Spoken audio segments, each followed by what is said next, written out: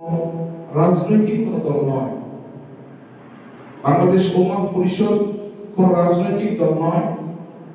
এটা শুধুমাত্র দলবদ্ধ, একতাবদ্ধ, সকলে এক প্ল্যাটফর্মে এসে কিভাবে মানুষের জন্য মানুষের পাশে দাঁড়ানো যায়, যারা মাজলুম তাদের পাশে দাঁড়ানো যায়, যারা দরিদ্র অসহায় তাদের পাশে দাঁড়ানো যায়, সেই চিন্তাধারা নিয়ে আজকের এই বাংলাদেশ উম্মাহ পরিষদ গঠন করা হয়েছে।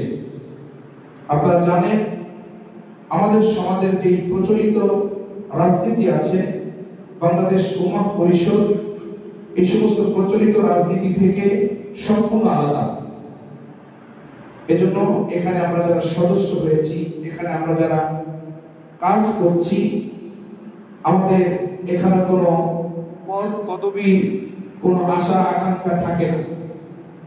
শুধুমাত্র লিল্লাহিয়াতের জন্য, আল্লাহর জন্যই আমরা কাজ করে থাকি। আমরা যারা এখানে আছি, আমরা আমাদের জায়গা থেকে আমরা সকলেই, কেউ মসজিদের ইমাম সাহেব, কেউ খতিব সাহেব, কেউ মাদ্রাসার মুহতামিম, এভাবে আমরা আমাদের জীবন পরিচালনা করছি। তো আমরা আলেম হিসেবে আমরা যখন কোনো মসজিদের দায়িত্বে থাকি, কোনো মাদ্রাসার দায়িত্বে থাকি, তখন আমাদের থাকাটা খুবই আনন্দের হয় এবং খুবই সহজ সরল হয়। আমাদের মাথায় সবসময় চেতনা আসে যে আমরা মসজিদে আছি, মাদ্রাসায় আছি, বেশ ভালোই আছি।